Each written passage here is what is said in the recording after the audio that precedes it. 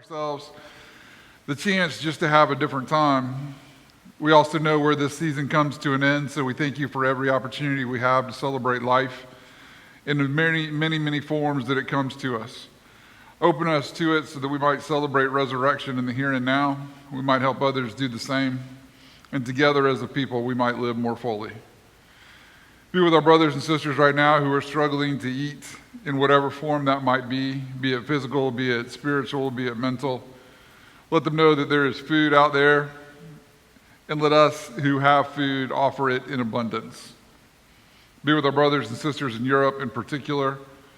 Somehow, as a people, let us live together in peace. In your name we pray. Amen. Two quick announcements. They're going to come kind of in the same form. At the end of this, so we are going to have our Wednesday night stuff together. Beth has offered sometime after that to do a virtual bake for us so that you can see her go through that process. It's really a cool thing. You don't have to bake, but you will do it in the comfort of your kitchen or someone's kitchen. You're going to need internet, so you might have to find somewhere to be, right?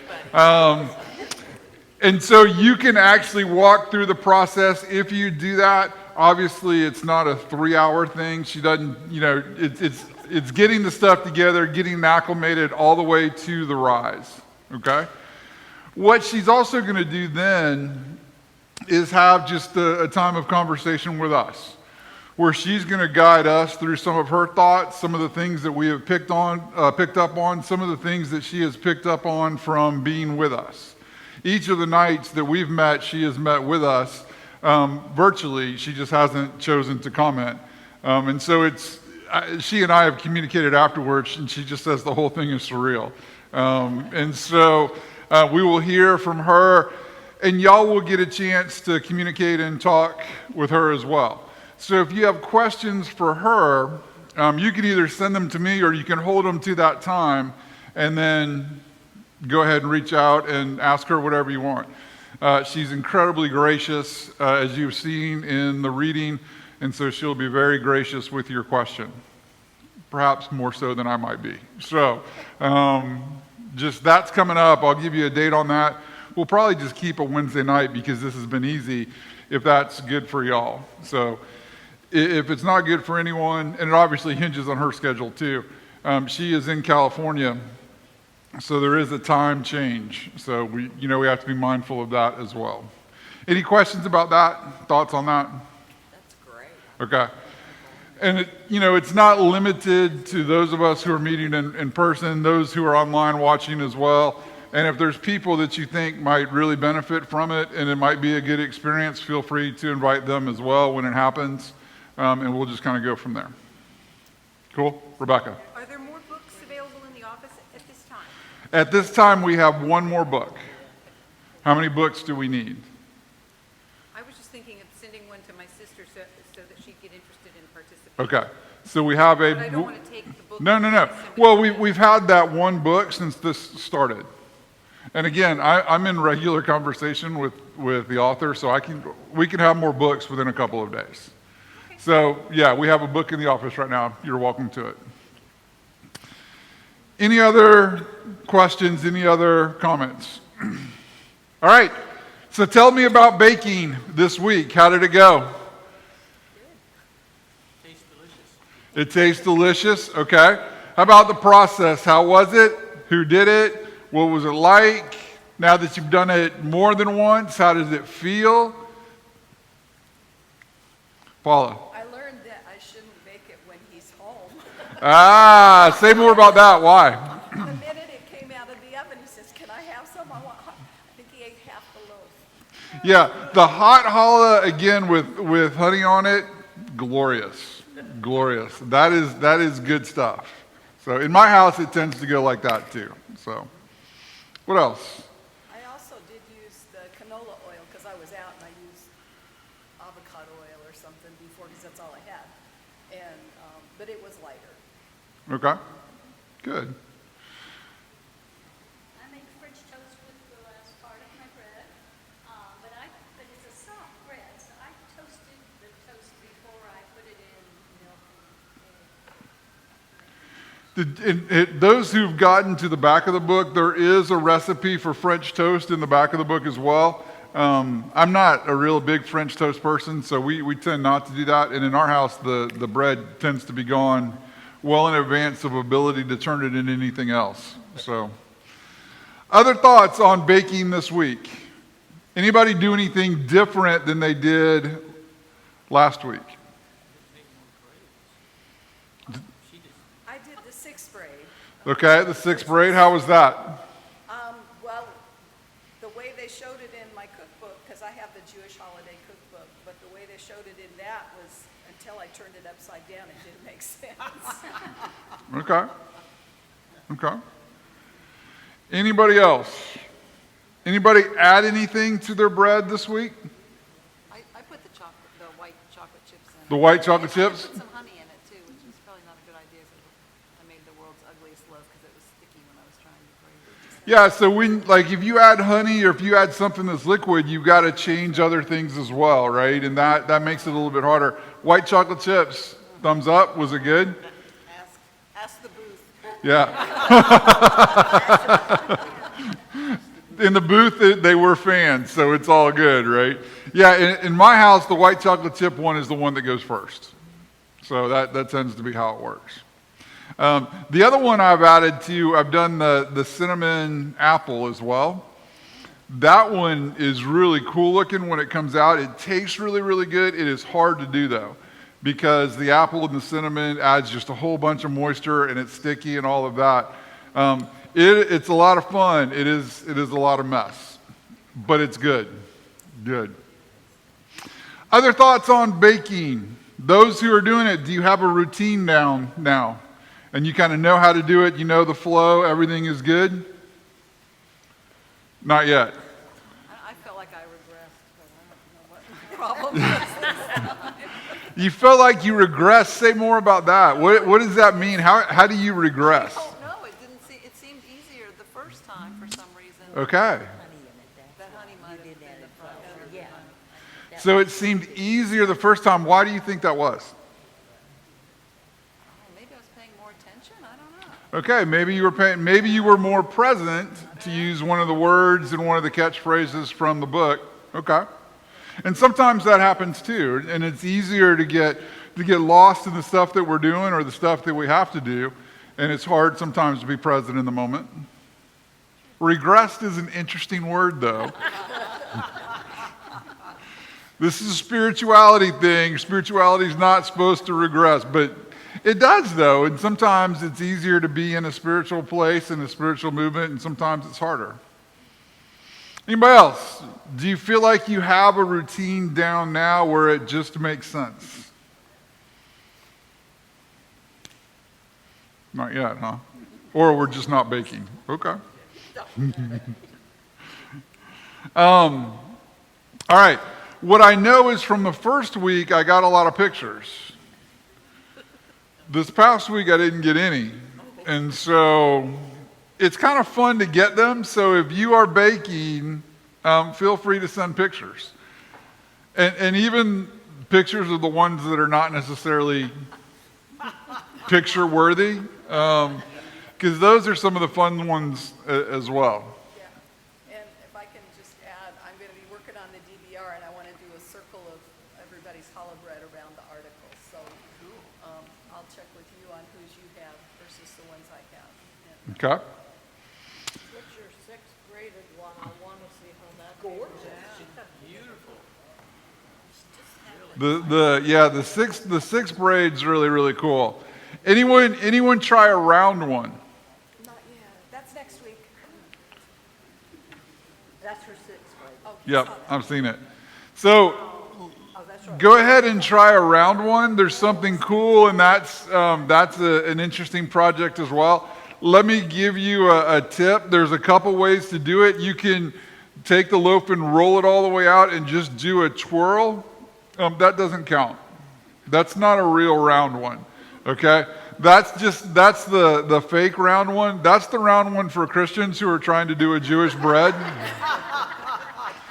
That's not the real round one. So you kind of put it in groups of 4 and you just kind of go around in a circle. So Look that up, but do the round one. It's really, really cool. In each chapter, she's got sidebars, kind of commentary that she is putting in on her words, on the process, on the thoughts. How have you found those? I like that.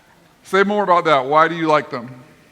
I don't know, it adds something to that when she tells her experiences and all, kind of adds more to the real world about what's happening when you were doing it. Like when we did it, we had the neighbor hit my granddaughter's car, the granddaughter show up, the grandson show up in the middle of the bread, and, the way she described things kind of made it more real to me, because I am not a baker, so.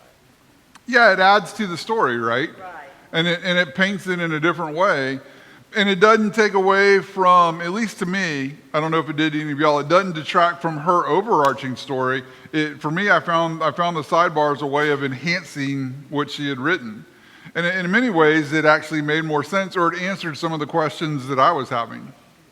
So that part was cool. Like at my age, I was thinking, I wish I had her book 25 years ago.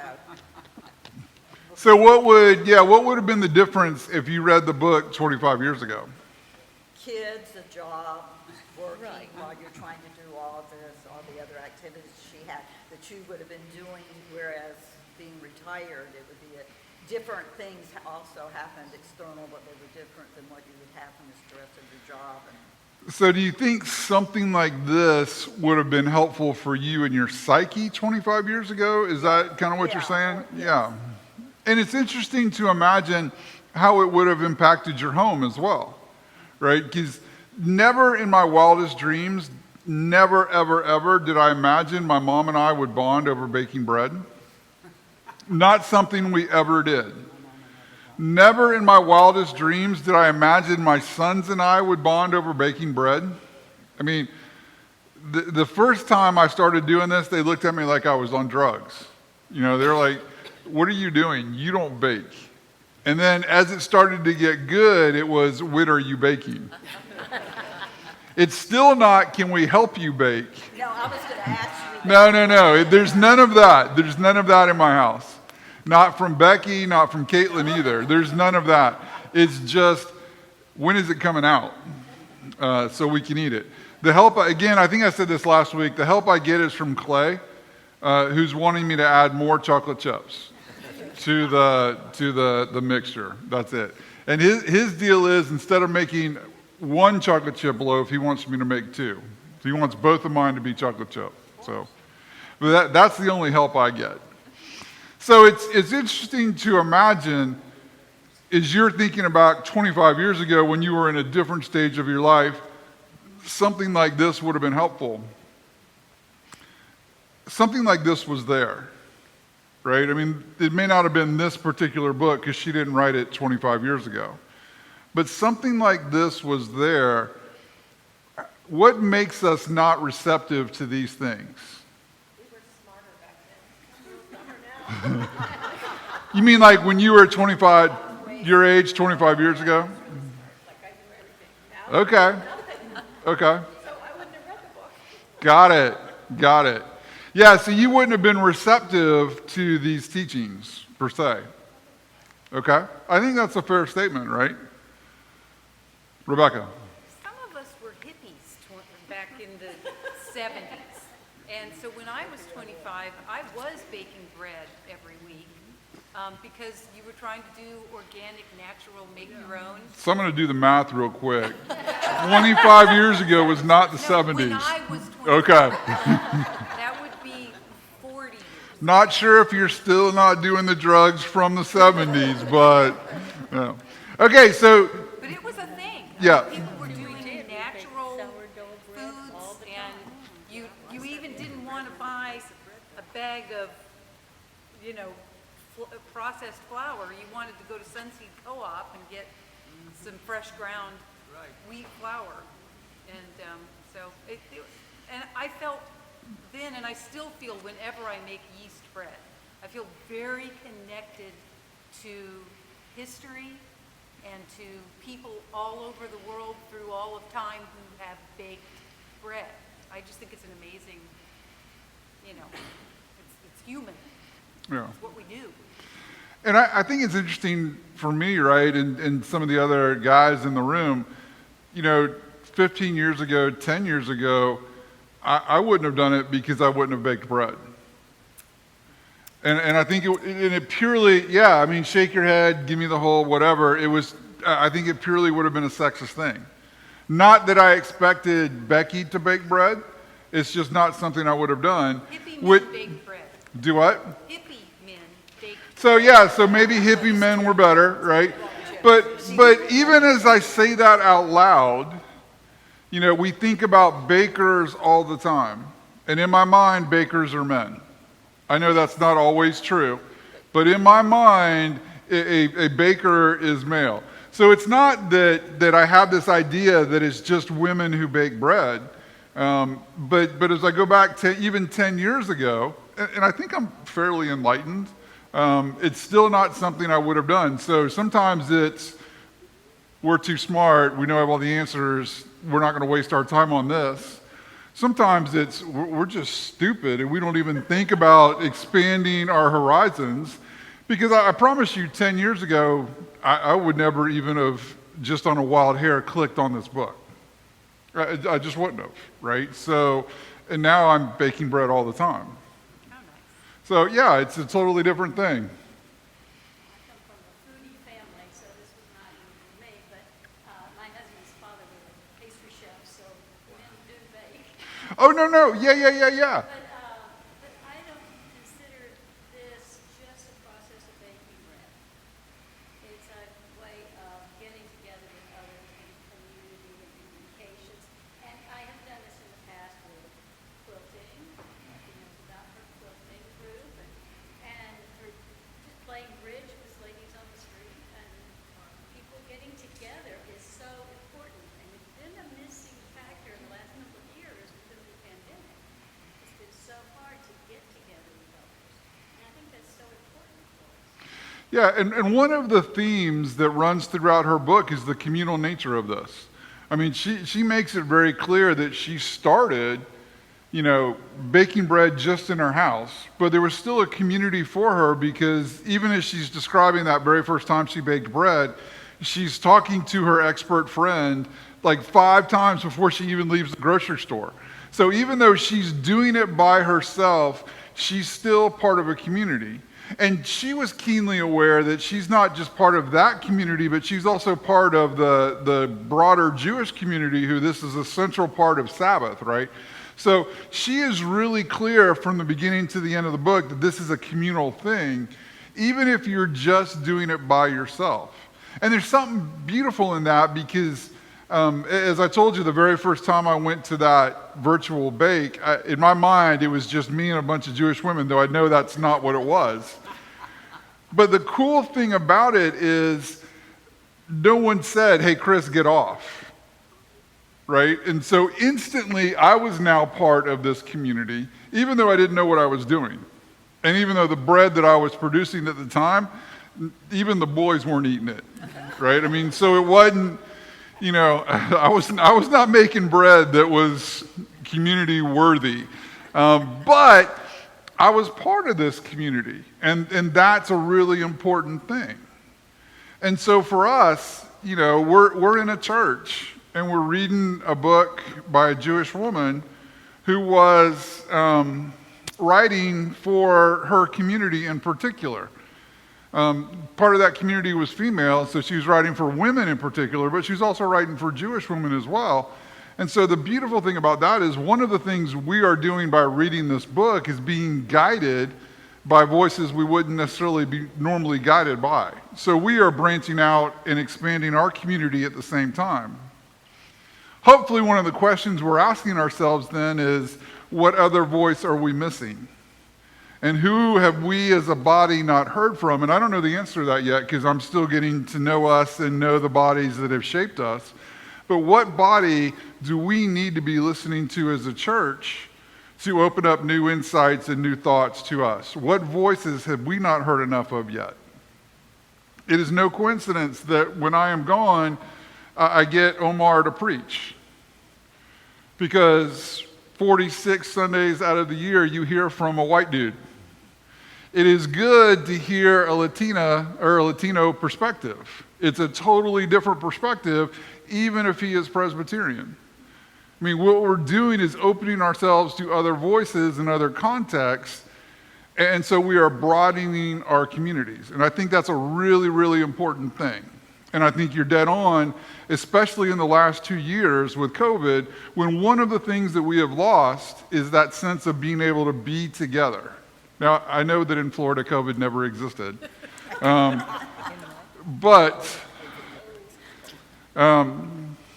But, you know, there's truth in that, right? What we are doing is we're finding community, and we as people are created to be in community. And so the more we are in community, the more we are living as we are supposed to be living. So, I don't remember how we got on that sidebar, but were we talking about sidebars? They were very informative. Say more about that, Lori. Very informative. Well, use this cup with this and this with the liquid, this with the dry, and the spoon has to be, or for her it had to be special, but this kind of salt or this kind of sugar, it's like, I didn't know any of that. Yeah. Well, and it was cool to hear her talk about that stuff too. And to hear her kind of elaborate on why she chose this particular thing or that particular thing. And when she was talking about the spoon, I loved that because she's like, there's got to be 3. Because it's not enough for me to have the best spoon. If someone's coming to cook in my house, they need to have the best spoon too. There's something really cool about that. So as we were talking about at the beginning, do you have your routine down yet? There is a certain spoon that I use, and I know that I always like using that spoon. For a while, Clay was making cookies. Clay cared not at all what spoon he grabbed. And I've asked him about it. But when he grabbed my spoon, I was annoyed because I'm like, dude, there's like 7 other spoons that you can choose. And the spoon that I use is a skinny wooden spoon. So there's like 5 other wooden spoons in the drawer. And when he grabbed mine, it would just be like, I'd be like, you're driving me nuts. Other thoughts on the sidebars? I appreciated the nutritional parts. I worked as a dietitian for 15 years before I moved out here, and it was refreshing to me to have a doctor speak about nutrition, because when I was working as a dietitian, they didn't seem to know much about nutrition, so I liked that. Yeah. Well, it was, and it was cool to hear the rationale behind some things too, right? Isn't salt bad for you? There's 2 tablespoons of salt in 2 loaves of bread, right? So it's teaspoons, right? So in 2, maybe that's why mine tastes like it does. No. In 2 loaves of bread, so your salt to everything else ratio is pretty stinking small.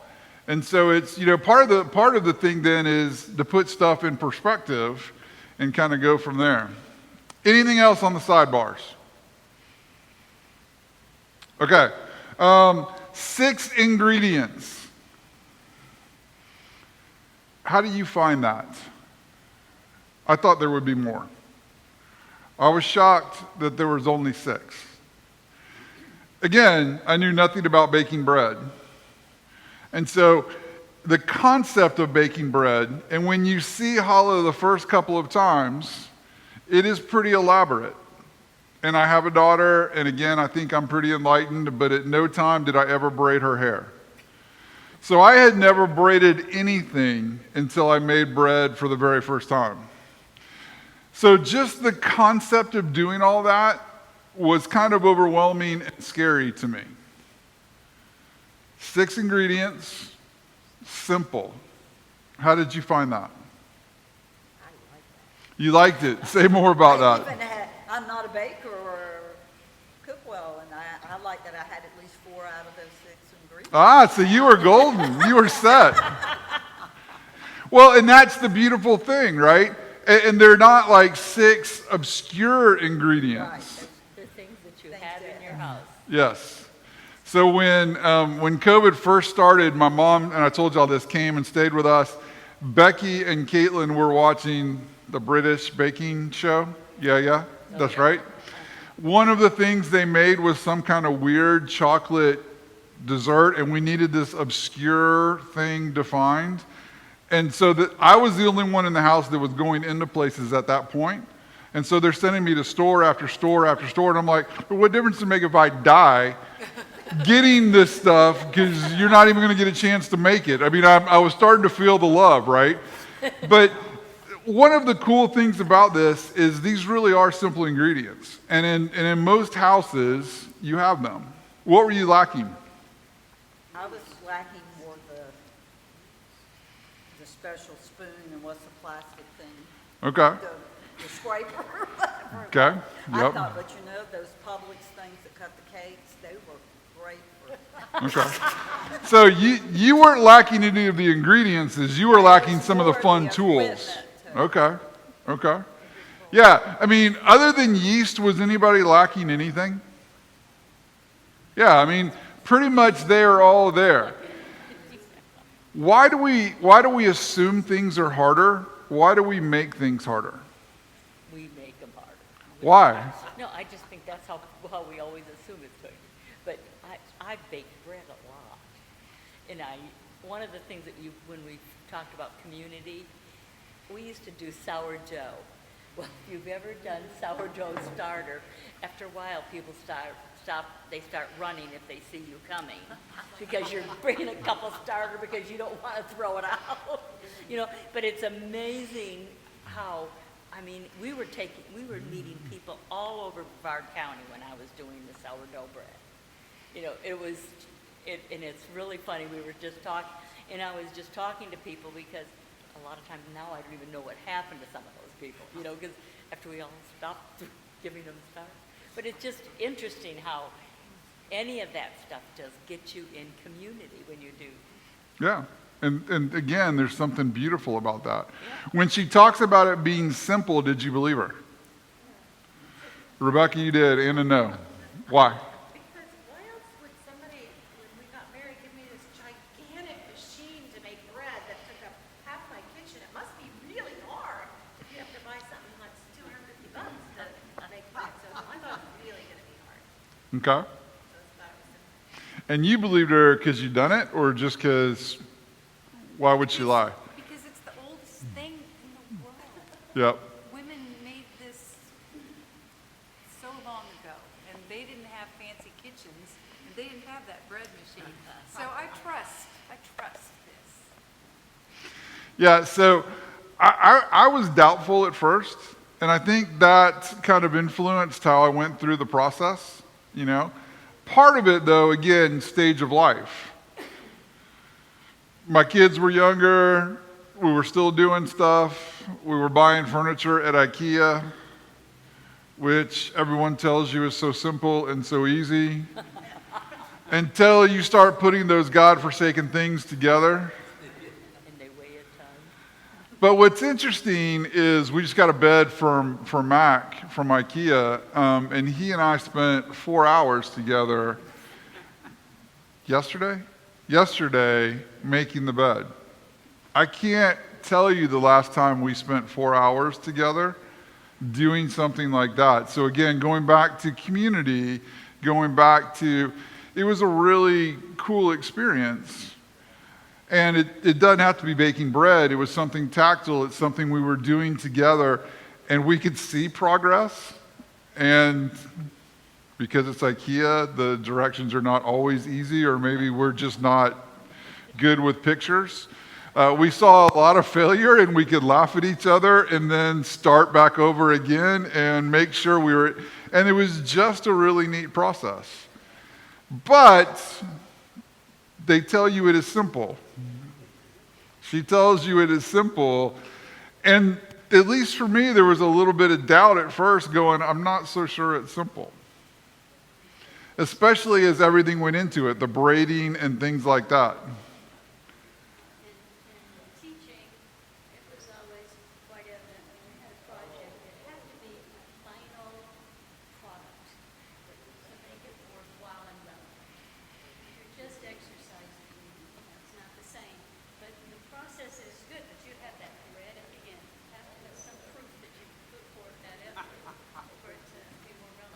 Yeah.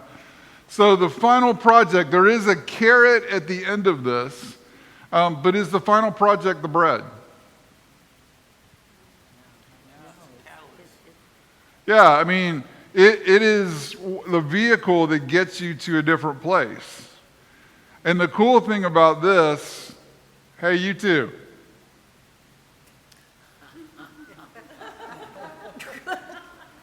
Good for you. Enough.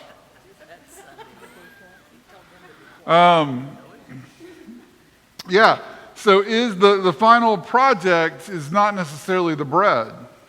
The final project, well, but I think that's a different thing because, as we're evaluating this process, if the final project is making 6 or 8 loaf braided breads, there's something really cool in that. And let me recommend trying it because when you pull it off, I mean, at least for me, when I pull it off, I'm like, heck yeah. I made that, right? And Clay comes down, I'm like, no, you can't eat it yet. Your mother's got to see it because she's not going to believe me. Right? Or I got to get a picture or something.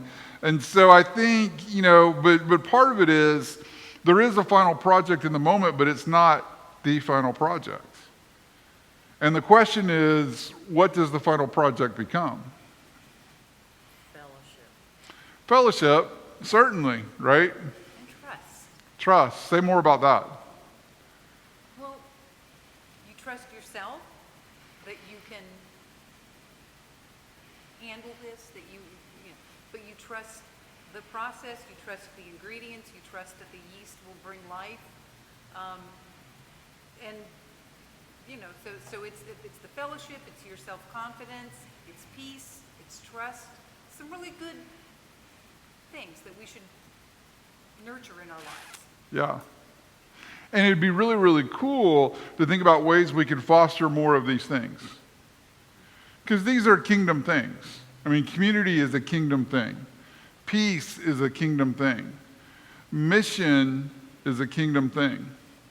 As you're talking about with the sourdough mix, is going and giving people these starter kits. In these cases, you're giving people the finished product, at least of that one afternoon. You're giving them the loaf. But again, in the process, you're realizing that ain't the finished project. Now we have stories to tell each other. And I've become part of yours and you've become part of mine. And there is that connection. And there are those other things as well. There's something really beautiful in that.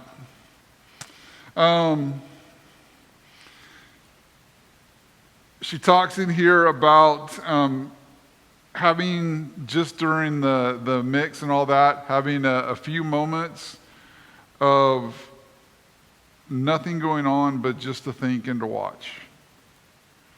Do y'all have that?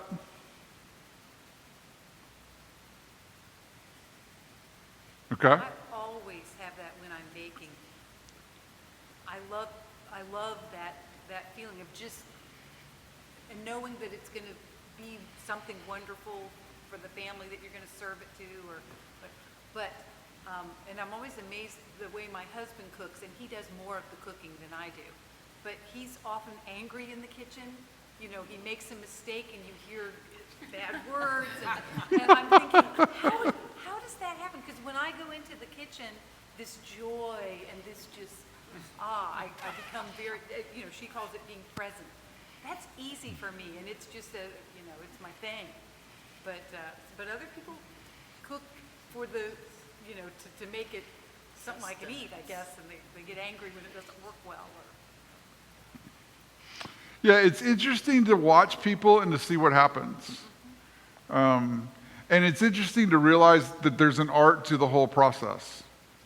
There was a time where Becky was traveling, and she was working for a company out of Sweden, and so she was going to Europe a lot, which meant I was cooking.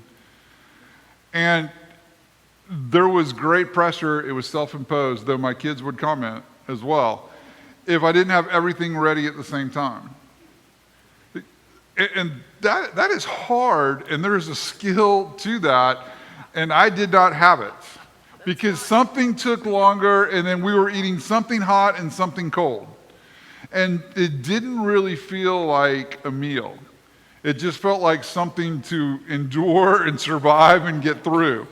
And that was for me making it and for them eating it too. Because number one, they didn't trust that I could actually feed them something that was good. But, and so it's interesting how you go through the process. But she talks about sitting and just thinking and watching and being. Is that something you want? For me, I always feel like that's time I have to fill. And so it's hard sometimes to do it. I mean, time sitting and thinking, when I'm at my best, I go, okay, this is my best use of time. But most of the time I'm thinking I should be doing something. Forgetting that sitting and being present is doing something. That thinking is doing something. But most of the time, again, I haven't found a therapist in Florida, so maybe this is just me as y'all are looking at me. But most of the time when I'm sitting and thinking, what's really running through my head is I should be doing something. And that is not necessarily a healthy way of being. So if you have it and you like it and you are welcoming it, God bless you, that's awesome. She talks about, and I'm looking at the first blessing, and I love the way she puts the intro about it. Now would be a great time to say to yourself, I am making this dough in the merit of so-and-so. What she's really saying is, now would be a great time to lift somebody up. Is there a bad time to lift somebody up? Yeah, I mean, now would be a great time because that's part of the whole process. But is there a bad time to bless someone? No. Yeah, so what keeps us from doing it? Busyness. Because we think we should be doing something else. Some people are leery about it. They think that the person might take the wrong way. Some people are leery about doing it. Some people are leery of receiving blessings. So one of my favorite grandfather stories is this. All my life, they talked about going to church. This is my mom's parents. I never saw them go to church, except when they came to visit us and they would go support my dad, which was really cool of them. They retired, moved to Florida 2 miles from my mom, and instantly joined a church. And I'm looking at them like, who are y'all? Because you've talked about going to church, but it was always like just noise. There is a prayer group at that church, much like there's a prayer group here. And one of the things they did is they prayed for everybody in the church over the course of the year. And once they did it, they would send you cards. Tom, we are praying for you today. And you'd get a card. My grandfather got a card until I freaked him out. And so he calls me, he goes, what do I do about this? And I say, what do you mean? What do you do about this? He goes, they're praying for me. What do I do about this? And I said, thank them. Yeah. And he goes, but there's nothing wrong with me. I don't need them to praying for me. I don't want them praying for me. Right? So it's not always that we are leery of doing it. Sometimes we're leery of receiving it. We can bless others, but be danged if we're going to let others bless us. It humbles us too much to let people pray for us. Yeah, in order for someone to bless us, we have to humble ourselves. We have to get off the thing that we then owe them something, right? It's not a perpetual game of keeping score. You know, Lori did something for me this week, so I got to do something for her. And then we're even.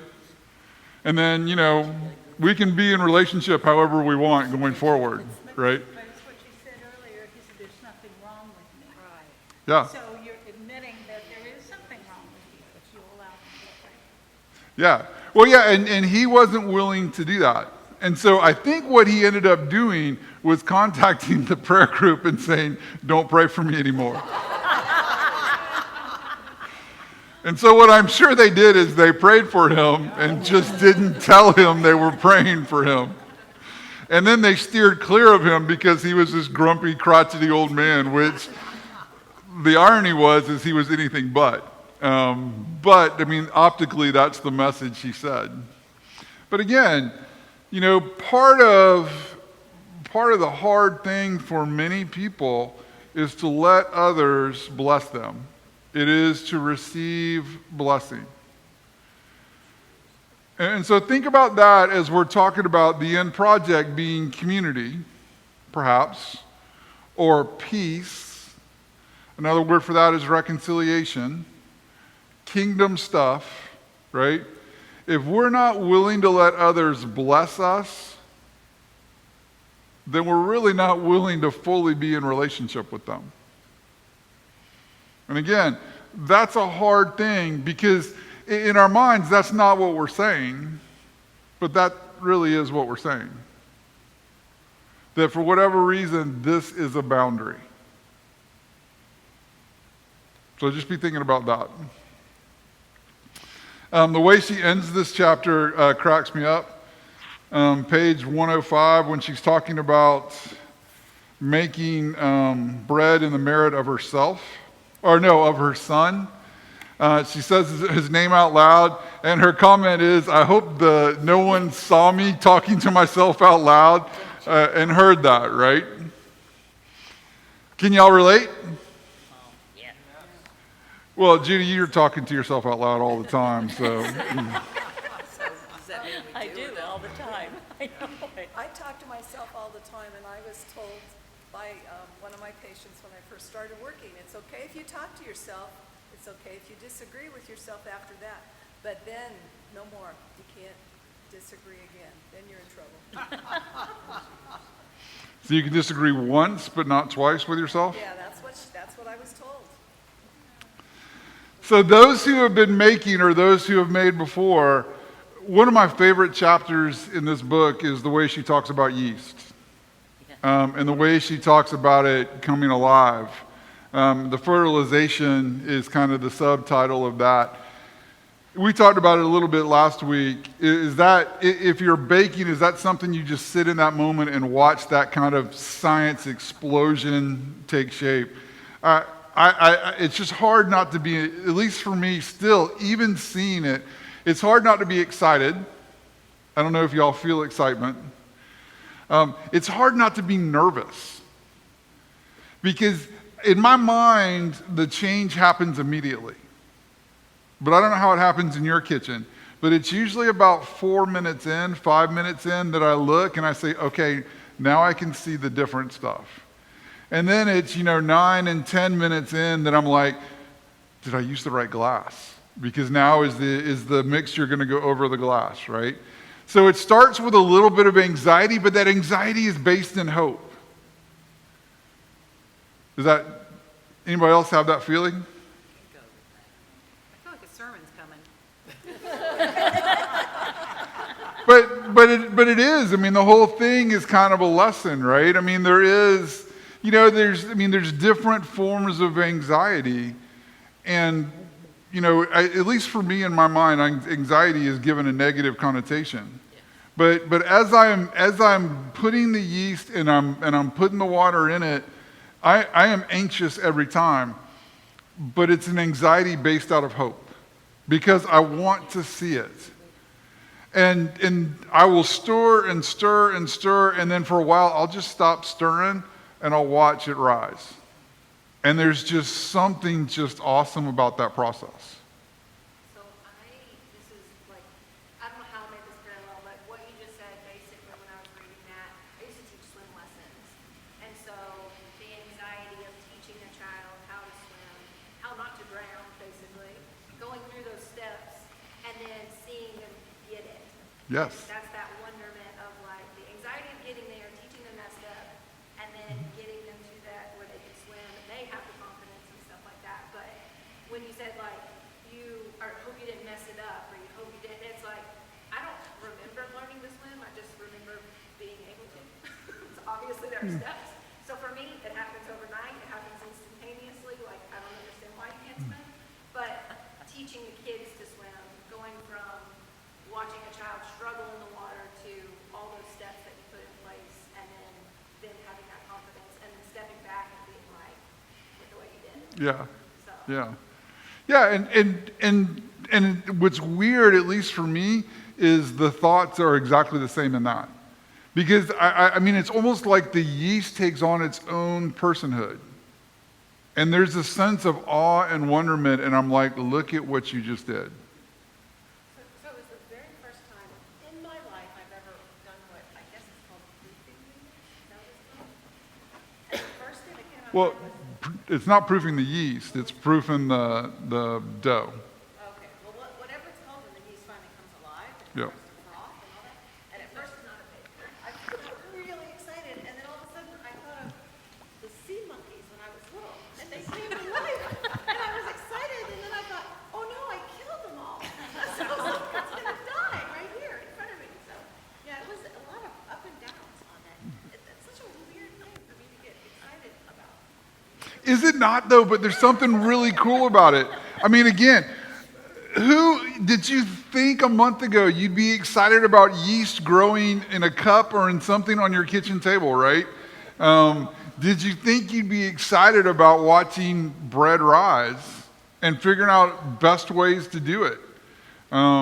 Did you think you'd be, I mean, there's something, you know, but hopefully it kind of makes you wonder what else could make me excited. I mean, what else could come to life in front of me in a different way? I mean, hopefully these questions are just kind of percolating and coming and coming. I just think that's a cool process. I mentioned to somebody that I was making challah, it was a Jewish bread, Passover and all this. They said, oh, unleavened bread. Simple things, unleavened bread. So I don't understand the association of this bread with yeast and the unleavened traditional breads of Passover. I just figured, I'm thinking of not pita, but like a cracker type of matzah. Yes, matzah. I was sort of surprised when this was so popular. This is for sure. Yeah, and so, you know, the unleavened bread plays a role in different holidays. But the leavened bread, which is what we're making, plays a role in the regular weekly worship. So it really is two different things, sure enough. And both of them are symbolic, and both of them are important. Certainly. Yeah. I think talks about the mix, putting the yeast mixture into the flour and all of that stuff, how it'll be messy. But that's okay because there's always time to clean up the mess. That's a sermon. True or no? Sometimes. Say more about that. Well, it just depends on what's happening with the bread and what else is happening around you. Sometimes you gotta get together and you need to go someplace and you don't have time to clean up. You wanna clean up, especially if your wife isn't home and you shouldn't get on your case, you know. And so, you know, so you have to make a count for yourself. If I'm gonna do this process, I need to clean up after myself. Okay, so I'm clear there's two kinds of people in the world. There's those who clean as they cook, and there's those who have never once cleaned as they've cooked. Their theory is we've got 50 pots and pans, we are supposed to use all of them. Right? There's no one in the middle. And what's funny is the other does not understand the other. They're always married. So, exactly. So in my house, I can cook using 5 pans, and before we eat, every one of them is clean. Becky can cook using the same 5 pans, and they will not be cleaned until the next morning when I clean them. They will just soak, and then they will clean.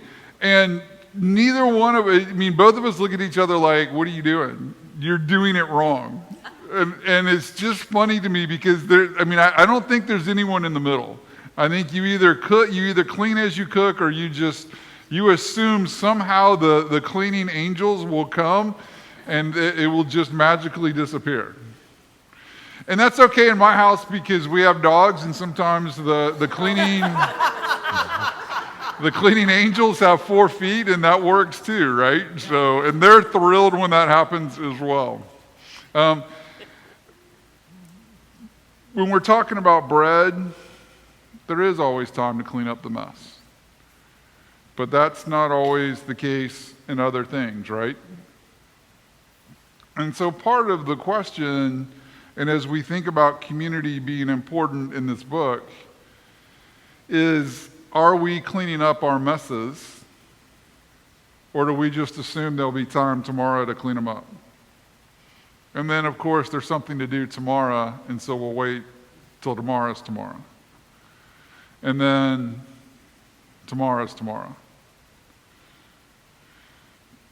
Just saying, if we're talking about community, we're talking about mission, we're talking about spirituality, hopefully we're not thinking there's plenty of time to clean up messes.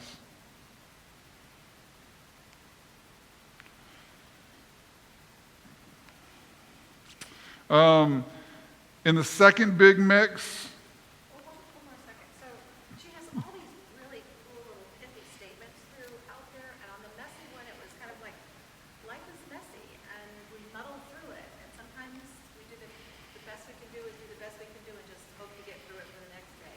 And so she throws it, honey, sometimes life gets, sticky, and we just have to work through it. I mean, I like those little pithy things where she makes the analogy because it's so scary. yeah, those comments that she makes the connection, right?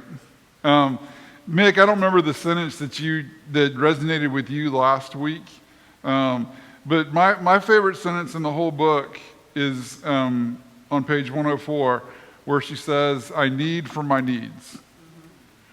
Right? I mean, again, this is the gift to herself. She's working with her hands. She's working on the flower. She's working on herself. I think that's one of my favorite sentences ever written that I've ever read, is "I need for my needs." Number one, it's just so stinking clever, the play on words with needs and needs. But again, it's that invitation to think selfishly for a minute and to put the mask on yourself in the plane wreck and then put the mask on the child. Because if we don't care for ourselves, we can't care for anybody else. And I just think, there's gospel in that sentence, and it's just so really well written, and the wordplay, but it's so true at the same time. So, in the second big mix, she talks about being flexible. Do you add 2 cups? Do you add 1.5 cups? How does that work for y'all? How does that feel for y'all? Flexibility, is it a strength? Oh, yes. Okay. Anyone not liking the flexibility part? Hey, cooking, it's dangerous. There are so many Anna stories about the most horrible things you could think of that could come out of your oven. That creativity and the flexibility didn't quite work out for me in that. But in other areas, sure, I'm flexible. But I don't know about cooking. Try making a quiche out of melted ice cream. Try that one for Didn't have any milk. Milk, cows, ice cream, I don't know. Creativity, sure. Flexibility, a strength or a weakness or a growing edge is a better way of phrasing it. Depends on the consequences. Say more about that.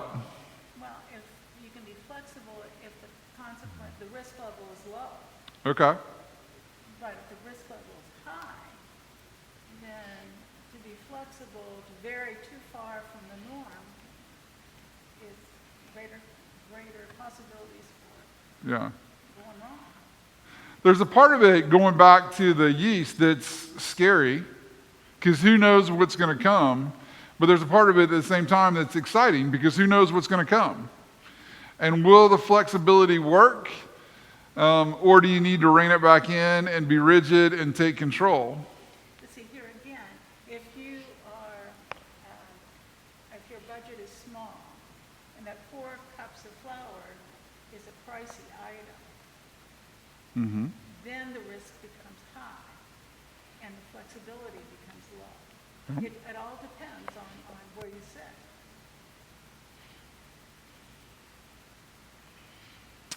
Yep.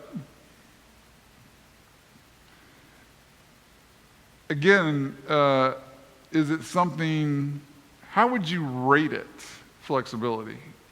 A positive, a negative, neutral? I mean, there's so many things about the willow tree, bends in the wind, and, she talks about the honey and, you know, how it gets sticky, so that teaches us that we have to adapt, by adding more or less flour. Okay. Yeah, flexibility, if you're not flexible in general in life, I think it's gonna be pretty tough. Okay. Because your fellow human beings are never going to be exactly lined up the way your inflexible view thinks they should be.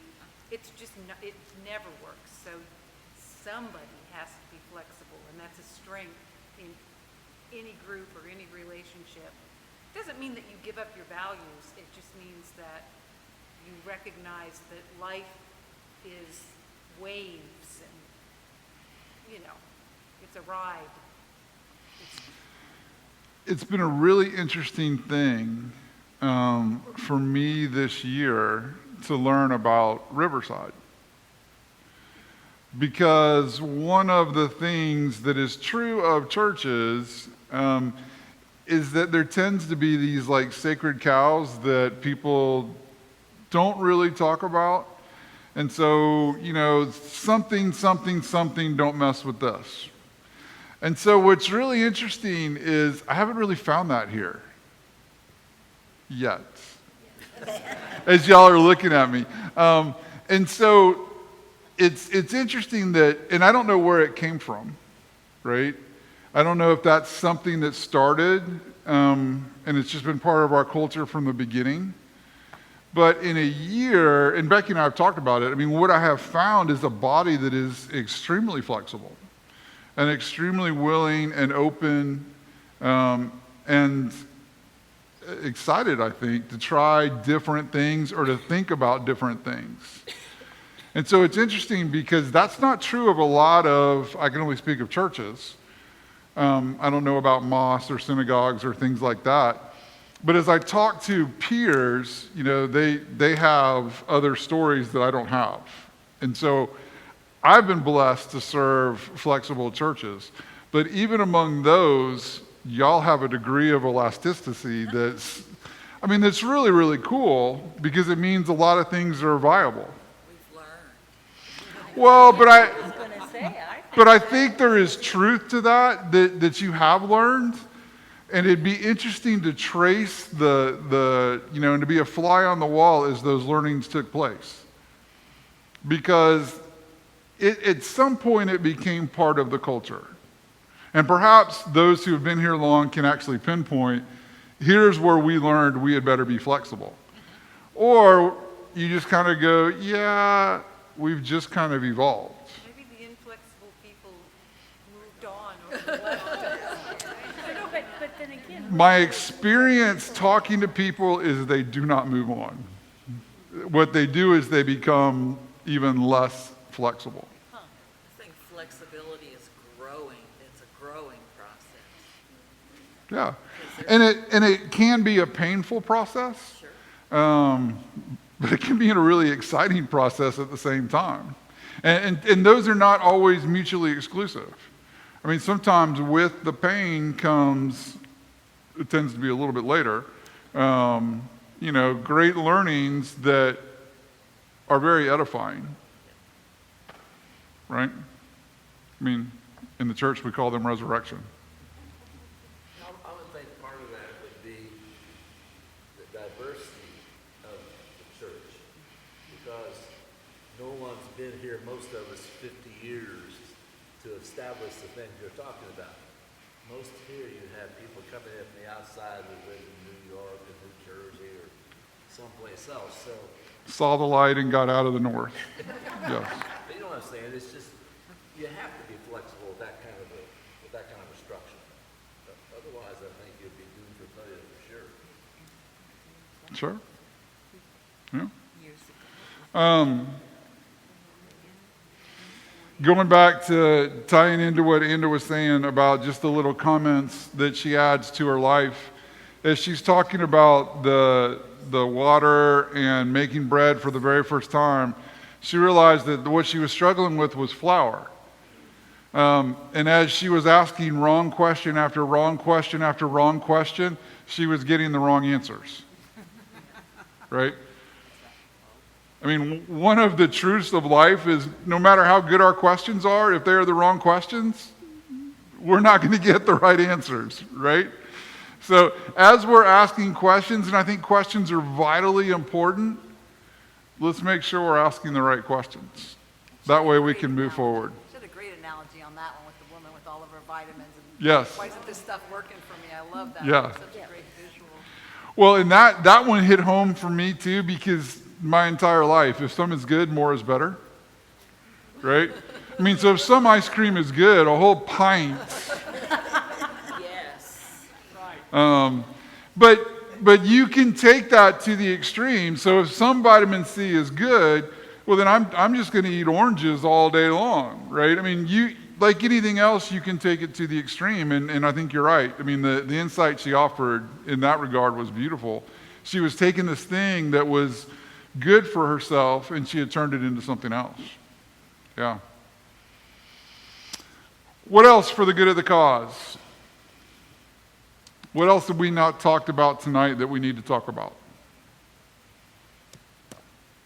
One of the reasons that I like making bread is because it's the 6 ingredients or whatever kind of bread you're making, but not all the extra preservatives and stuff that when you get the store-bought stuff. Because some days when I get store-bought, it's like I can taste all those preservatives and I just can't handle it. Yep. And there's something really cool about that. What else? Other things for the good of the cause tonight. Sense of humor. Mine, it's really, really good. Yes. Oh, No, yes, hers though. I like her sense. her sense of humor, and it's hard to convey sense of humor as you write, especially as she is writing what is a relatively serious book, right? I mean, it's not, but it is a serious thing, and she's trying to convey life lessons. And so it is really a skill to be able to do so in a way that is humorous and inviting and not condescending. And at least as I'm reading the book, and you'll see her if you're able to join us on the virtual bake and then the conversation, she is gracious. I have never experienced her as condescending. And there's something just beautiful about that. And her love of taking care of other women. Yeah. I love any doctor that has that goal. Mm-hmm. I think the one thing that's standing out so far, and it just gets reiterated over and over and over, is the be in the present. And we have this saying, it comes from obviously some training we had, which is called be here now. And I'll never forget the first time that it says be here now for people. If you're looking at, don't multitask, don't get in a meeting, don't do, pay attention and give them eye contact. And I said something to Nick, I said, oh, hey, Nick. And he turns the football game off. And he looks at me and I'm like, why did you do that? Because you were talking. And I go, it wasn't that important. Oh my gosh. So yeah, but being the present is something really important that we don't always do. We're always multitasking or trying to get 2 things done at one time. So Yeah. I really like that. When she was talking about stirring and adding the ingredients, it reminded me of the way that I pray. I feel like I have ADHD when I pray, so sometimes my brain's going 90 miles, an hour in different places. And she said it doesn't matter the order that she adds the ingredients, and she just keeps stirring. And so it's like if I just keep praying, eventually what I'm praying about will come out. But it just might not be in the order that I anticipated it coming out. But God obviously understands what I'm trying to say. So that one kind of was, I don't know, I had that parallel when she was talking about just keep stirring. Yeah. Yeah, and the little sayings, the beautiful thing about them is they translate, right? Just keep stirring, just keep praying, just keep being in relationship, just, be present, be here. The ingredients matter. I mean, these things translate all throughout relationships. They translate through work. They translate through day-to-day stuff. And, keep the moment at hand. We're making a loaf of bread, but we're making other stuff too. And if we actually happen to make a loaf of bread, all the better. Edible. Oh, I'm sorry. Well, we're not. Yeah, we're still hopeful for some people. Anything else for the good of the cause? Okay, I'm going to touch base with her. Wednesday nights work for the virtual bake conversation at the end of this. Okay, cool. I'll see if it works for her. If it doesn't, then we'll just collectively come to another date. Let's pray. Again, just for the time to come together, to spend time in word, to spend time in fellowship, to spend time in community, to spend time thinking about kingdom things, we give you thanks and praise. And as we are present with each other, we ask that you would open us for ways that we might be present with others, so that each one we encounter might know something of their value, might know something of their importance, might watch as we stand in awe of the wonder of who they are. Let us feed not just ourselves, but our world in ways that unite us and strengthen the ties that bind us together. In your name we pray. Amen. Y'all, thank you again and again for your time. Have a blessed rest of your week.